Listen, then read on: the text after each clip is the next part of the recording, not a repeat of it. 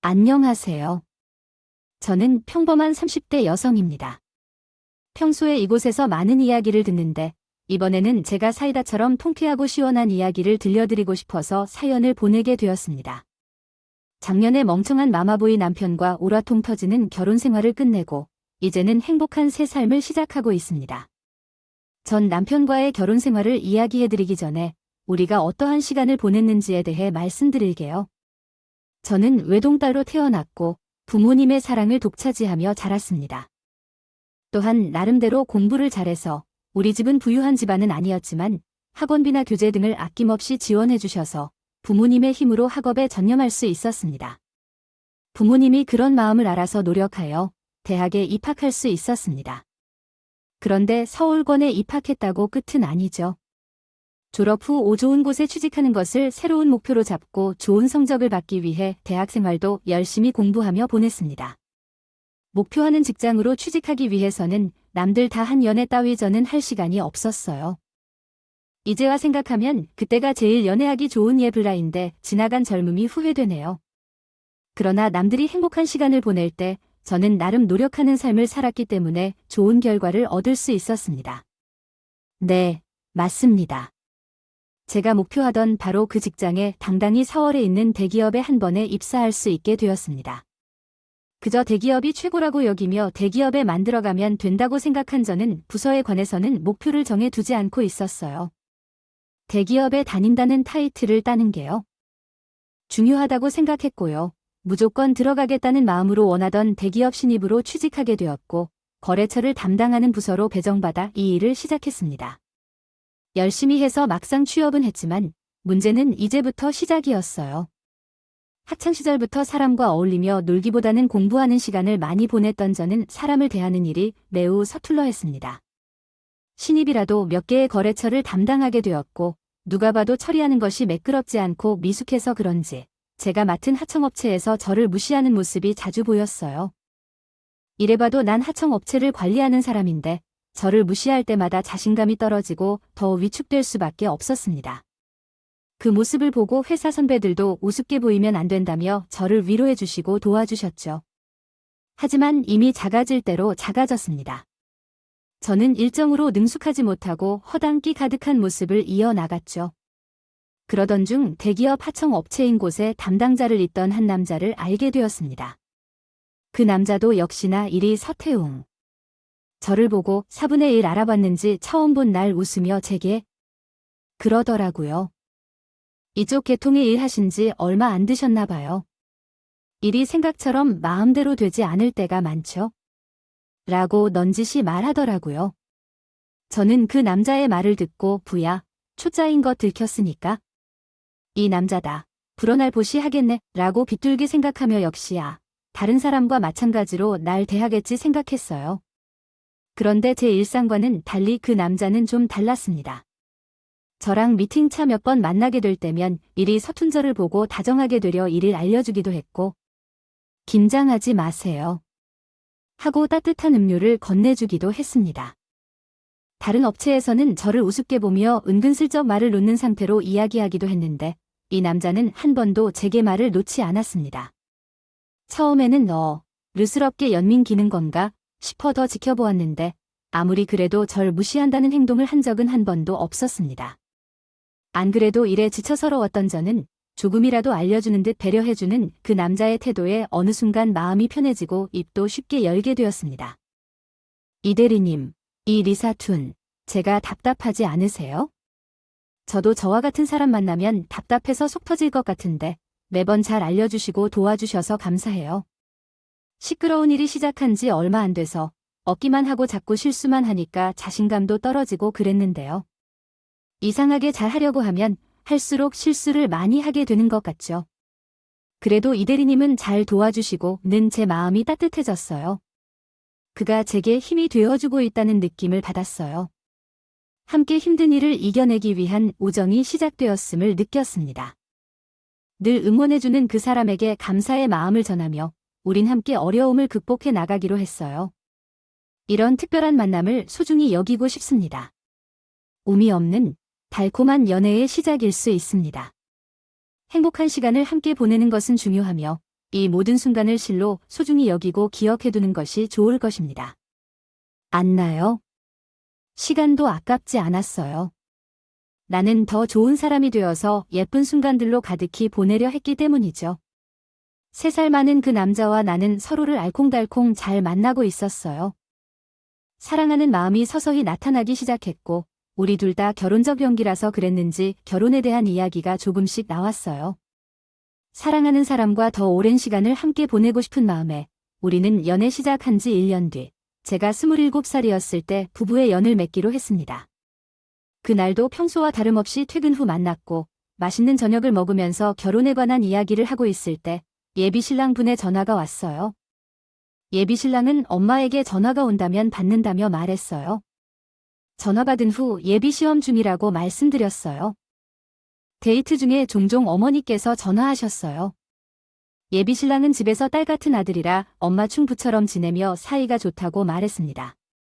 집에서 만날 텐데 댁에서도 종종 전화를 하더라고요. 할 이야기가 저리 많은가 싶으면서도 정말 친구처럼 사이가 참 좋구나라고 느꼈습니다.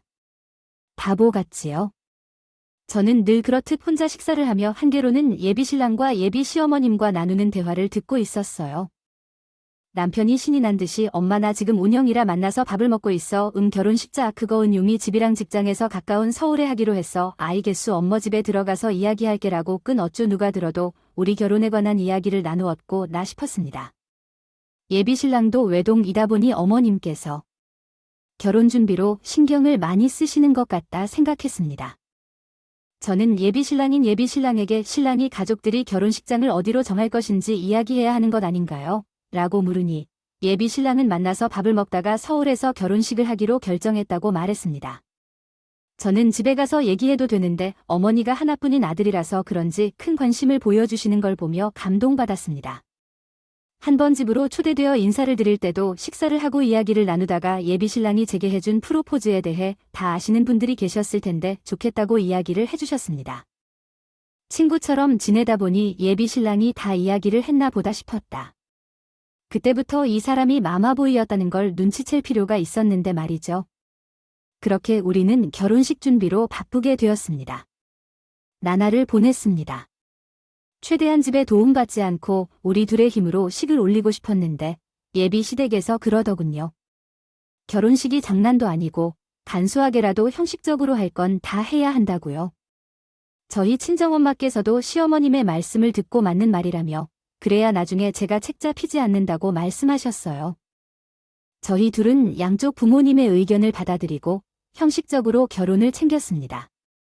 예비 시댁에서는 먼 친척들에게 조금의 성이라도 보여야 한다 하셔서 금액 고려하여 일단비를 1,000만 원을 보내드렸습니다. 그런데 예비 시댁에서는 예단비로 부족하다며 은근슬쩍 더 요구하는 겁니다. 제 생각에는 그 정도면 충분할 것 같은데 말이죠. 제 결혼식인데 왜 제가 보내드린 돈으로 어머니께서 피부관리를며 보톡스를 맞으시는 걸까요? 의아했지만 그래도 하나뿐인 딸이 결혼할 때 흠이라도 잡힐까 싶어 저희 부모님께서는 없는 덩굴 고모와 500을 더 보내주셨습니다. 그러던 중 시댁에서 돌아온 꼬민비와 예물 금액은 참 어이가 없었습니다. 아니, 1,500을 보냈는데 어째서 2라운드는 500일까요? 이해되지 않는 불만을 예비신랑에게 말해야 하나 싶었지만 저희 친정 엄마께서는 결혼을 앞두고 일 크게 만들지 말라고 하셨습니다. 제가 사랑하는 사람이고 결혼할 마음이라면 이런 부분들도 감안해야 하는 일이라 생각했어요.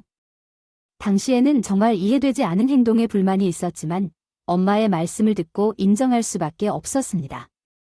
엄마의 말씀처럼 시댁의 뻔뻔한 행동에도 전 이 남자를 사랑했으니까요. 시댁이 잘못된 거였다고 보았고 환자는 잘못된 게 없다고 생각하여 그냥 넘어갔습니다. 네, 맞아요. 저 바보 천치입니다. 이걸 그냥 묻고 지나갔어요. 하지만 사랑하는 마음이 더 큰 저는 다른 것을 생각할 겨를이 없었습니다. 예비신랑과 행복한 미래를 꿈꾸며 결국 이 남자와 결혼하였으니까요. 신혼집은 저희 집에서 힘으로 하고자 하였지만 어차피 시댁에서 보태주실 형편은 못했어요. 우리 집도 예전부터 비로 무리하시는 바람에 신혼집은 남편과 제가 모은 돈과 대출을 합하여 시작했어요. 문제는 신혼집 위치를 얻는 데 있습니다. 저희 친정집이 있는 동네는 남편의 시댁이 있는 동네보다 집값이 비쌌어요. 그리고 남편의 회사 위치가 도시 중심가에 가까웠기 때문에 자연스럽게 신혼집을 도시 중심가에 자리 잡게 되었습니다. 우여곡절 끝에 결혼하여 행복한 신앙생활을 보내고 싶었지만 쉽지 않았습니다. 이렇게요. 다음과 같이 내용의 점을 추가해 주세요. 그저 웃으면서 알았어. 이번 주에는 내가 편히 쉬도록 해줄게라고 대답했어요. 저에게 웃으며 엄마가 나랑 친구처럼 지내주셔서 그런지 내가 없는 집이 허전한 것 같아. 그래서 나는 집에 쉬고 있어. 나 혼자 다녀갈게 라고 했어. 남편이 그 말을 듣고 그럼 오늘만 좀 쉬겠다고 했어. 남편을 혼자 시댁으로 보내기 한 30분쯤 되었을까? 갑자기 핸드폰이 요란하게 울렸어. 전화 주인공은 시어머니였어. 전화를 받으니 시어머니께서 다짜고짜 너는 같이 안 오고 내 남편만 보내면 어쩌니? 주말에 같이 찾아와서 인사도 하고 같이 식사도 하자. 얼마나 좋아. 너만 힘들고 바쁘고 우리 아들도 바쁘고 힘들어 보여. 얼굴도 안 보여. 자주 만나서 빨리 친해지고 가족처럼 지내자. 그러니 내가 너한테 청이 생기려던 참이 있었는데 가도 만다라고 하시더라고요. 저는 어머님의 앙칼진 음성에 누워서 쉬던 자세를 고쳐 앉아 말씀드렸습니다. 어머니, 제가 오늘은 몸이 좀 안 좋아서 그리 많이 돌봐드리지 못했어요. 아무래도 몸이 이런니 찾아뵙는 게 더 신경 쓰이는 것 같아서요.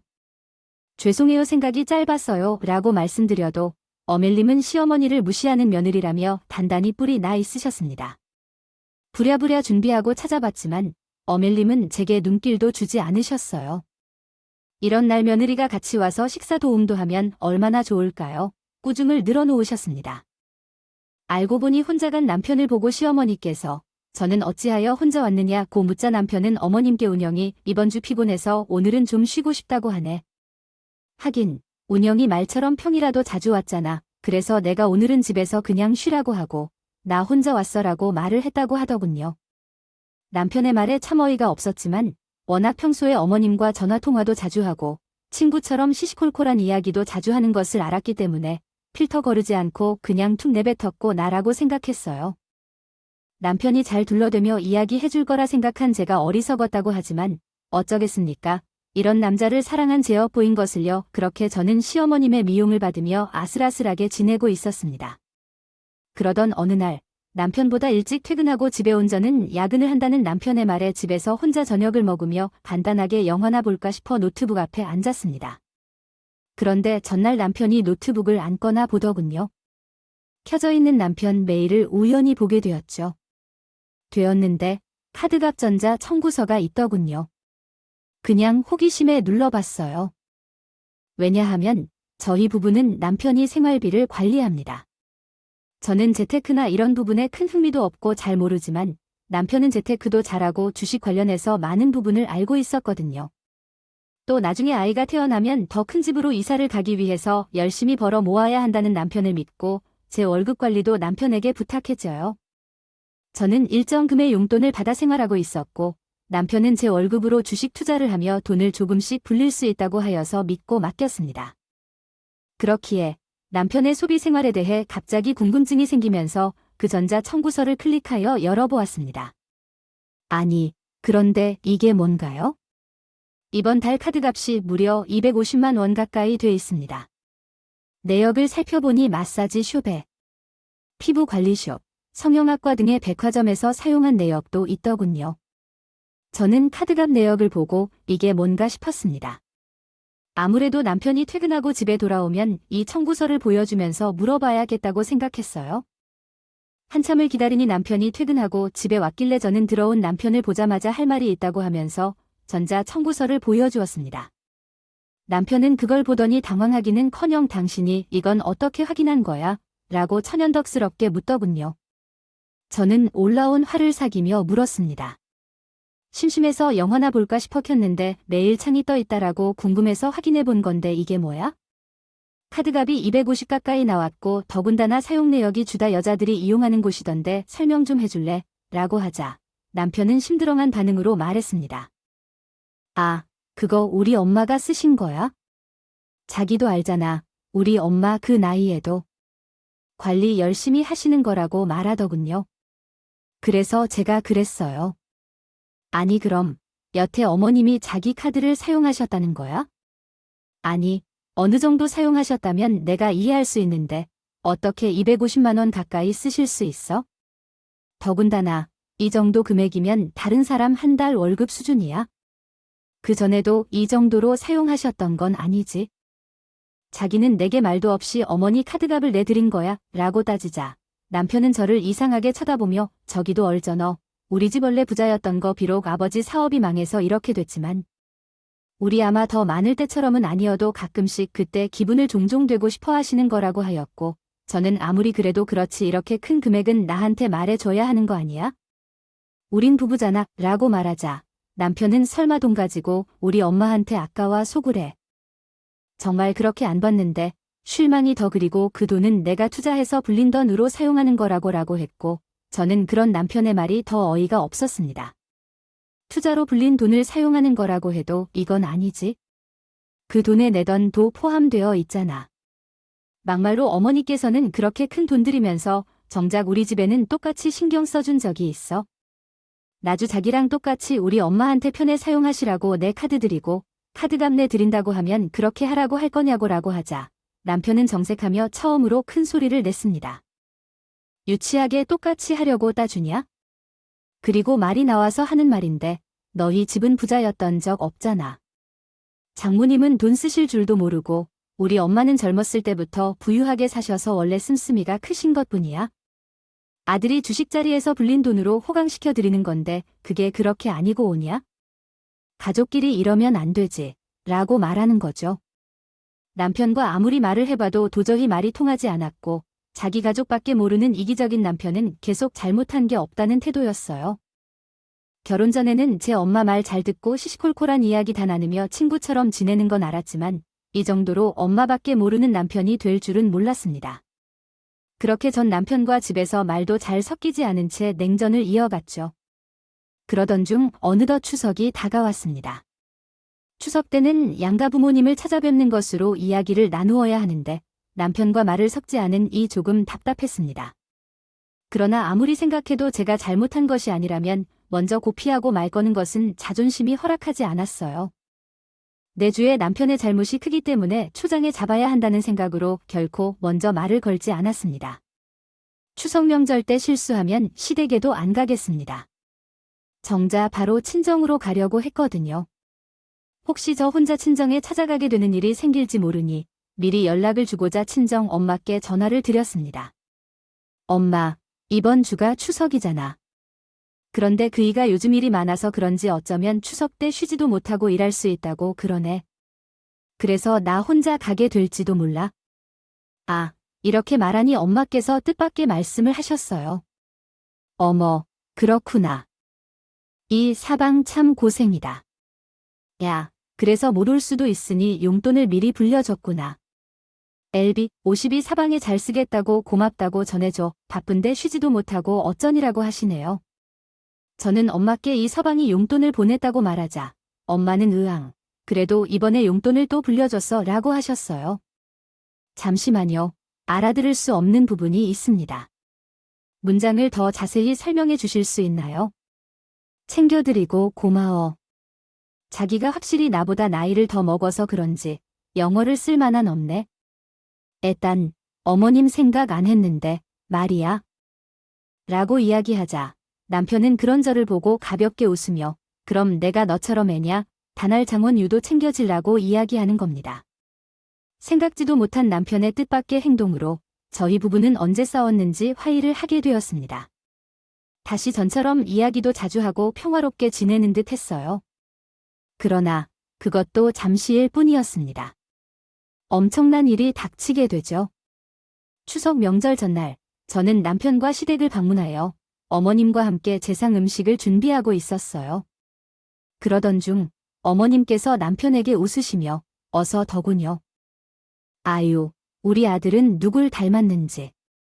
이 똑똑해서 출시 투자도 잘하고 용돈도 200씩이나 주는지 엄마가 이번에 친구들에게 자랑해서 기 한 번 제대로 폈잖아.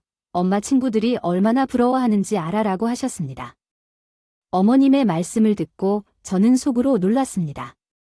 1년이 지난 사이에 돈이 얼마나 올랐으면 용돈으로 200만 원을 드렸을까 고민했습니다. 그럼 우리 엄마께도 200만 원을 드린 건가라는 생각이 들었습니다. 저도 결혼 전 드리지 못한 용돈을 남편이 엄마께 드렸다는 생각에 내심 고맙고 기분이 좋아지면서 나도 시어머님께 잘해드려야겠다고 생각했습니다. 여전히 저를 못마땅해 하시고 사사건건 아들과 비교하며 괴롭히셔 찜한 것 같았습니다. 그래도 남편이 우리 집에 잘한 것을 생각하며 참고 어머님께 잘 해드리려 했습니다. 정성껏 제사 음식도 만들고 허리 한 번 피지 못한 채 뒤처리도 하고 설거지도 하였습니다. 바쁘게 명절을 보냈습니다. 그리고 명절 당일 저녁에 남편과 친정집을 가려고 했으나 어머님께서 갑자기 괜찮다고 하시더니 허리가 아프시다고 하며 아픈 소리를 내셨습니다. 남편은 그런 어머님이 걱정되었는지 어머님 옆에 꼭 붙어서 허리를 주물러 드리고 있었고 저는 그 모습을 보고 남편이 우리 집에서 잘하고 있는데 나도 남편과 같이 잘해야 한다고 생각했습니다. 아쉽지만 친정에 전화를 걸어 어머님 허리가 안 좋으셔서 아무래도 못 갈 것 같다고 말씀드리고 다음에 다시 찾아뵙기로 했습니다. 제가 어머님 허리도 안 좋으신데 아무래도 걱정돼서 친정에는 다음에 간다고 전했어요. 허리 많이 아프세요? 라고 말씀드리자 어머님께서는 나쁜 소리가 점차 줄어드시더니 그래, 내가 웬일이니? 날 생각해주고 아까는 1분이고 불러야 하나 할 정도로 못 움직일 것 같았는데 우리 아들이 이렇게 걱정하고 옆에 있어주니까 좀 괜찮아지는 것도 같구나라고 하셨습니다. 저는 어머님의 말씀을 듣기 전부터 아들 보내기 싫어하는 깨어있는 것을 눈치채고 있었어요. 괜찮다는 허리가 갑자기 그렇게 될 수는 없거든요. 하지만 남편이 한 행동을 보면서 저도 이번만 너그러이 눈 감아주기로 생각했습니다. 그렇게 정신없는 명절을 보낸 저는 잊고 있었던 생각이 떠올랐어요. 명절 때 찾아뵙지 못한 친정집에 전화를 걸어 언제 다시 방문하면 좋을지 일정을 괴롭히고자 했습니다. 엄마, 이번 주 주말에 그쪽으로 같이 가려고 하는데 엄마랑 아빠 시간 괜찮아요? 명절 때 찾아뵙지도 못해서 이번 주에 가면 좋을 것 같아서 라고 하자 엄마께서는 엄마, 이번 주 주말에 일해야 하는데 다음 주 주말은 어때요? 엄마가 미리 도착할 거라고 했어요. 엄마는 주말에 가끔 이모가 운영하는 식당에서 아르바이트를 도와주시는 거 알아요? 이번 주말에도 일하시기로 하셨어요. 저는 그런 엄마에게 엄마, 이번 주말은 그냥 하루 쉬세요. 용돈은 제가 보태줄 테니까 몸 좀 챙기세요. 라고 말했습니다. 엄마는 예? 200만 원이라니? 이 서방이 200만 원을 용돈으로 주었다고 하면서 물었어요.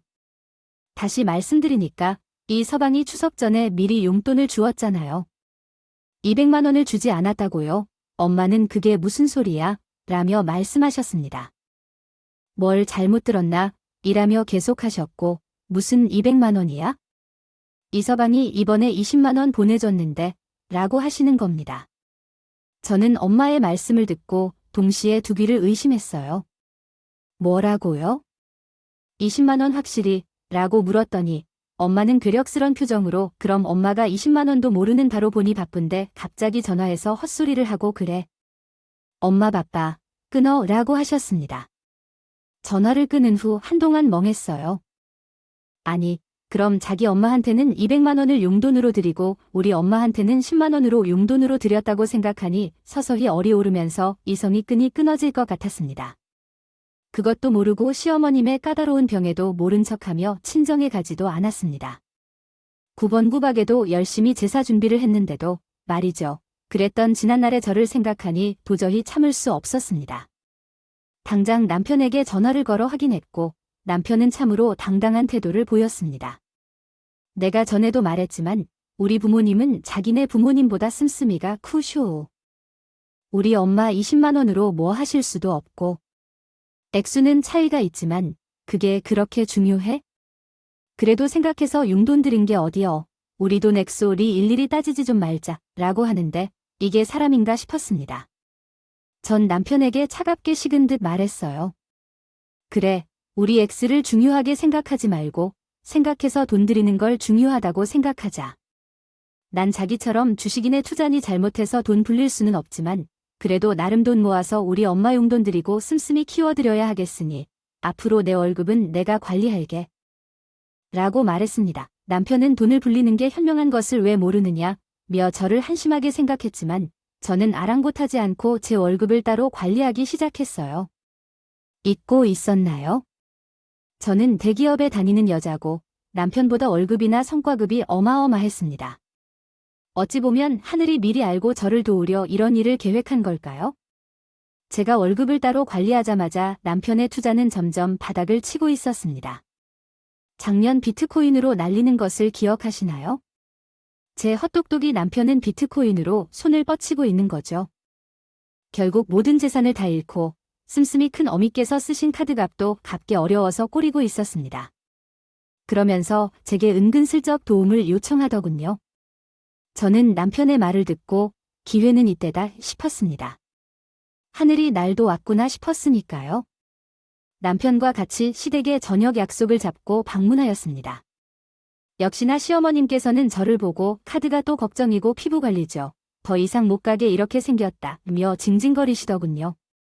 저는 그런 시어머님께 봉투를 건네며 어머니, 저의 남편이 투자한다고 하더니 결국 이렇게 되었네요. 그래도 저는 어머님 생각해서 좀 넣었어요. 이걸로 쓰시고 싶으신 것이 있으세요? 라고 하자 늘 저를 안 좋게 보셨던 어머님께서는 환하게 웃으시며 얼마나 좋아하시던지 모르겠습니다. 호호, 정말이니? 대가인 제분이 너무 찼네. 찰들이었구나 하시며 봉투를 확인하셨는데 그 봉투 속에는 단돈 10,000원 한 장이 들어 있었습니다. 어머니께서는 액수를 확인하신 후 이게 뭐야? 너 지금 시어머니 놀린 거야? 라고 하셨습니다. 이게 무슨 버르장머리 없는 짓이야? 라고 말씀하시며 제 머리카락을 잡으려 하셨고 저는 어머님의 손을 잡고 뿌리칠 밀치였습니다. 남편도 이를 보고 큰 소리를 쳤어요. 자기, 미쳤어? 지금 우리한테 뭐 하는 짓이야? 그리고 겨우 10,000원이 뭐야? 지금 우리 엄마 놀리는 거냐? 라며 나 이거 절대 못 참아. 당장 우리 엄마한테 무릎 꿇고 사과해 하였고 저는 그런 남편에게 바닥에 있는 10,000원 한 장을 주어 얼굴에 던지며 말했어요. 액수가 뭐가 중요해? 생각해서 드리면 되는 거 아냐? 네가 그랬잖아. 이 마마보이 찌질한 새끼야. 왜 우리 부모님은 중요하지 않은 부분에까지 신경을 써 마음으로 드리면 되고 너네 엄마는 마음으로는 부족해서 편애까지 생각해 드려야 해. 평생 내 엄마 사치 위 형 너나 죽어나갔다 바쳐라. 난 죽어도 못하니까. 하긴 주식으로 돈 다 말아먹은 네가 앞으로 드릴 돈이라고 나도 그럴 마음 전혀 없고 우리 이혼이라고 큰 소리쳤습니다. 제 말을 듣던 시어머님은 싹수 없는 년이라며 고래고래 소리치며 오셨지만 남편 놈은 상황 파악이 되었는지 무릎을 꿇고 싹싹 빌기 시작했습니다. 전 그런 남편을 뿌리치고 친정집으로 왔고 잘못했다고 비는 남편에게 합의하지 않으면 소송으로 진행할 거라고 하자 결국 어쩔 수 없이 이혼에 합의해 주었습니다. 그렇게 전 그런 찌질한 마마보이한테서 벗어나 부모님과 행복하게 지내며 홀로서기를 하는 중입니다. 가끔 시어머니께 연락이 와 아들은 주식으로 모은 돈까지 다 잃고 허영심 많은 어머님의 사치를 감당하지 못하고 빚쟁이 신세로 힘들어한다고 해요. 그러기에 제가 다시 아들을 받아주면 안 되겠느냐고 말씀하시는 어머님 덕에 저는 하늘이 날 도와 이 구렁텅이에서 빠져나올 수 있게 해주셨군요. 나하는 감사한 마음을 더 절실히 느끼고 있습니다. 여러분, 통쾌한 제사이다. 이 용기 잘 들으셨나요? 여러분, 남자를 만나실 때 마마보이가 아닌지, 시대의 사치가 많지 않은지 잘 확인하고 만나세요. 지금까지 제 긴 글 읽어주셔서 감사하며 사랑하는 사람과 행복한 시간 보내시기를 바랍니다.